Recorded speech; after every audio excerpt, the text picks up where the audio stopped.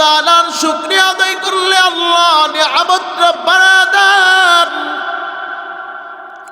কিন্তু আজকে আমাদের দুনিয়ায় এমন অবস্থা হয়, দুনিয়ার জমিনটা গুনায় কাটাইলাম, এত গুনাহ করলাম, এত গুনাহ করলাম। আজকে আমি এত গুনাহ করার পর আমার তো তওবার আশা হয় না, আমি রব্বুল আলামিনের কাছে তওবার আশাও করি না। আজকে যুবক ভাই, দুনিয়ার জমিনে এত গুনাহ করলাম, ও যুবক ভাই, মালিক তোমাকে নিয়ামত দান করেছে, সেই নিয়ামতের শুকরিয়াও করলা না, অথচ গুনাহ করলা, এত গুনাহ করলা, এত গুনাহ করলা। গুনার দিকে তাকাও, তোমার জাহান্নাম ছাড়া উপায় নাই।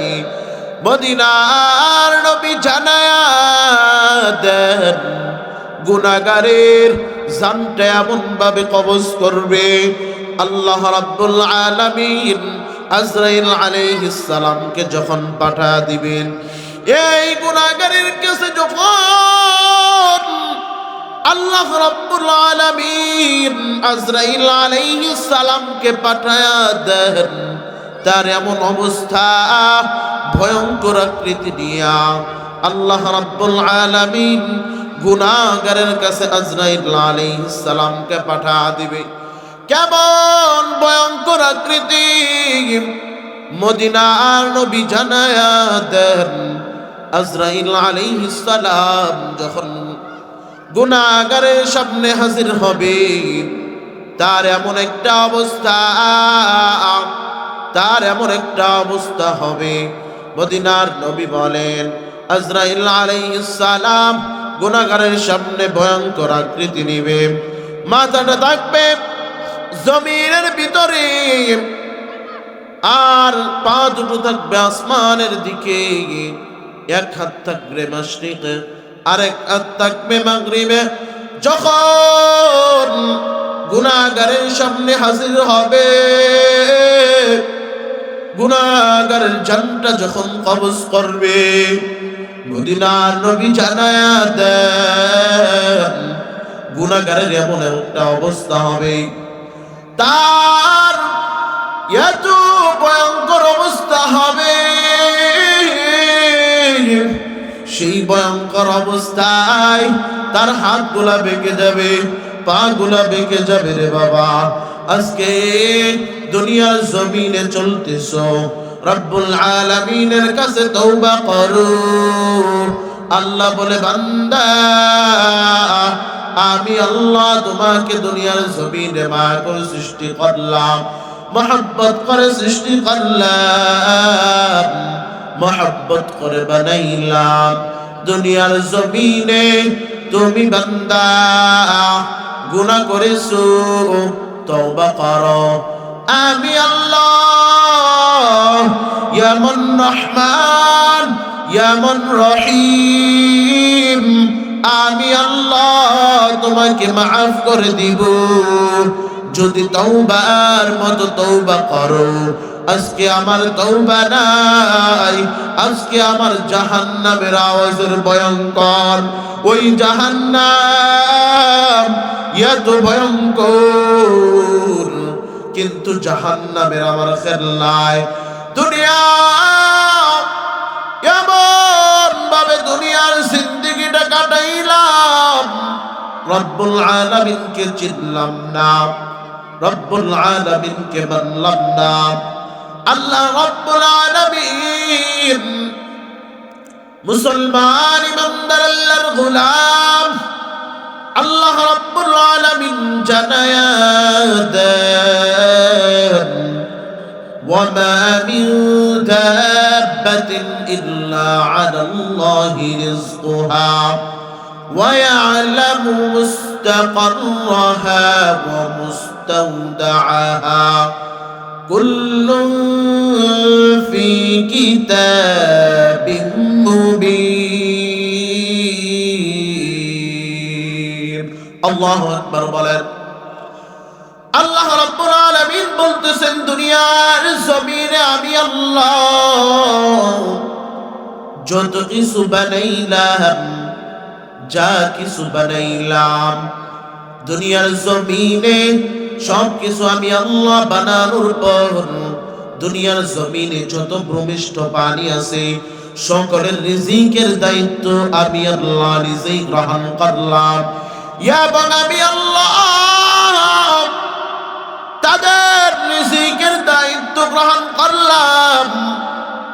রিজিকের দায়িত্ব কিভাবে আল্লাহ রাব্বুল আলামিন গ্রহণ করেছেন, আর আল্লাহ তাআলা কিভাবে রিজিকের ব্যবস্থা করবেন, ইমাম কুরতুবী রাহমাতুল্লাহি আলাইহির কিতাবের ভিতরে জানা দেওয়া হয়।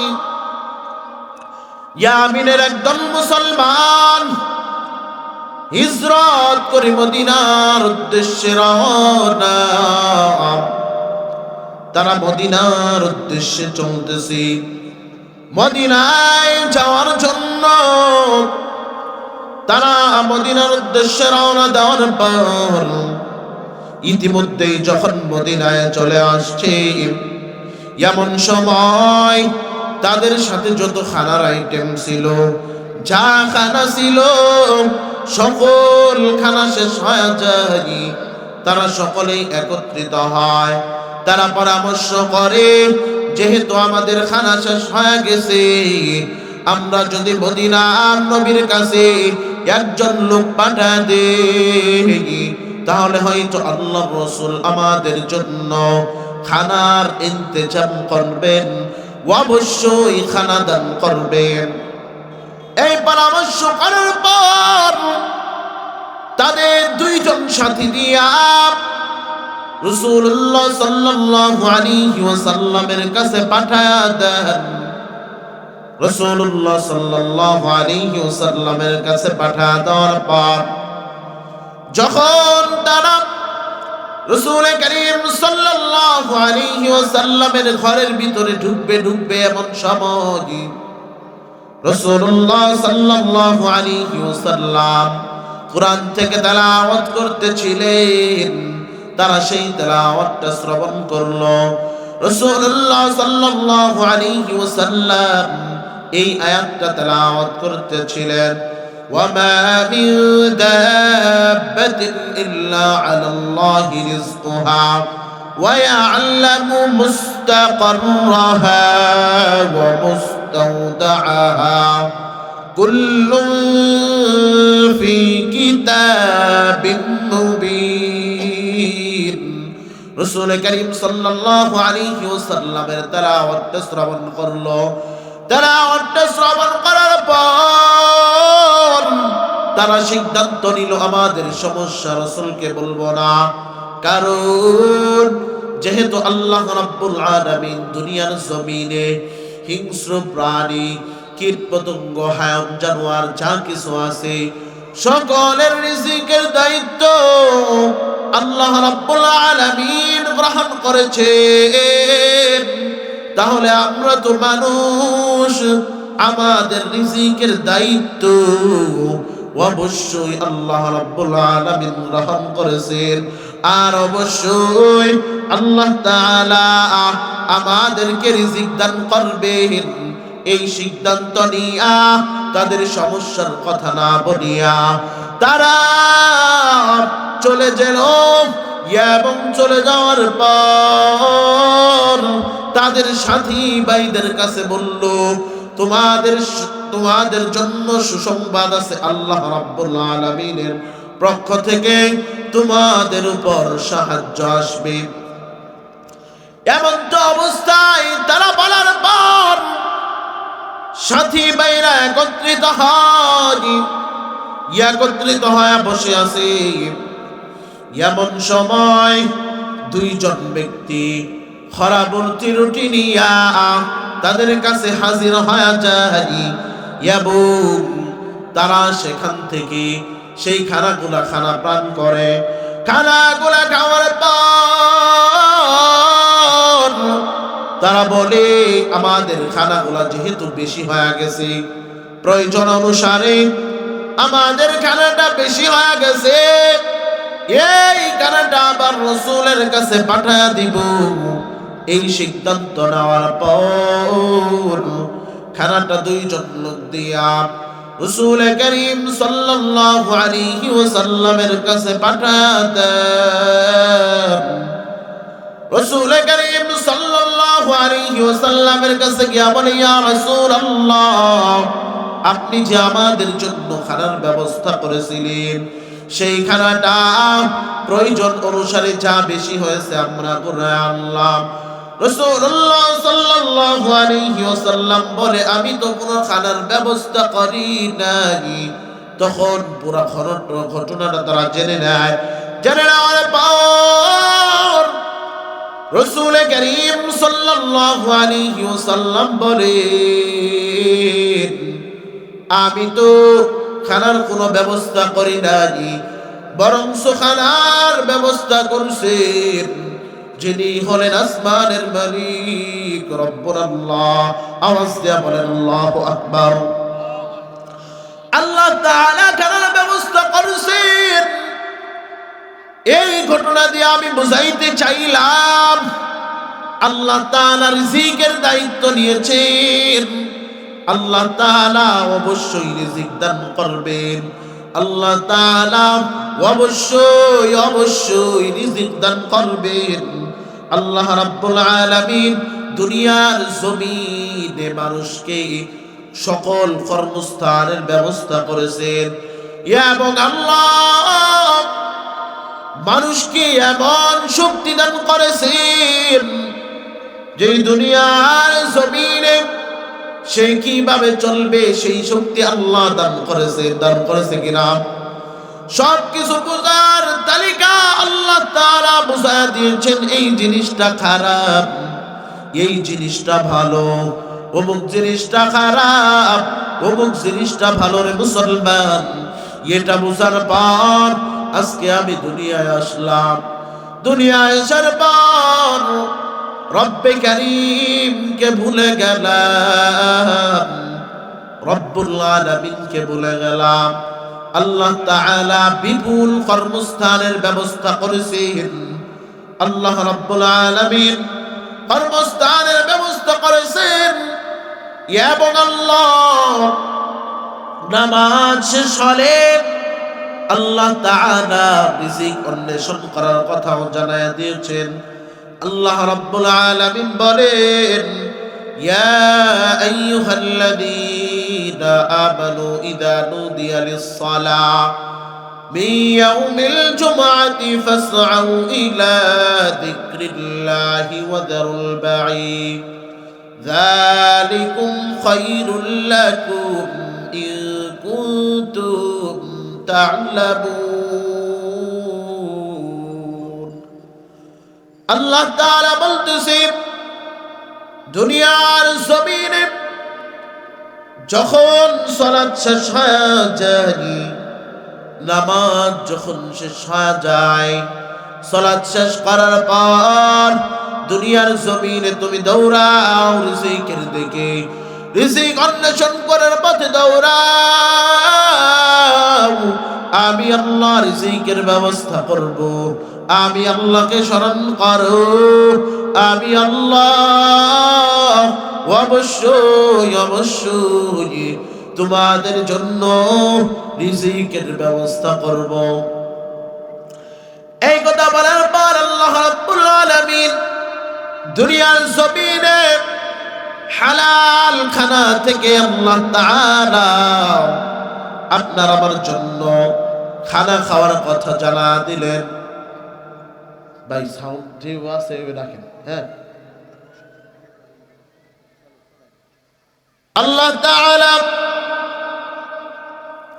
দুনিয়ার জমিনে আমাদেরকে আল্লাহ রাব্বুল আলামিন হালাল রিজিক খাওয়ার জন্য বললেন। আল্লাহ তাআলা বলেন, ইয়া আইয়ুহান নাসু কুলু মিম্মা ফিল আরদি হালালান তাইয়্যিবান ওয়া লা تتبعوا خطوات الشيطان إنه لكم عدو مبين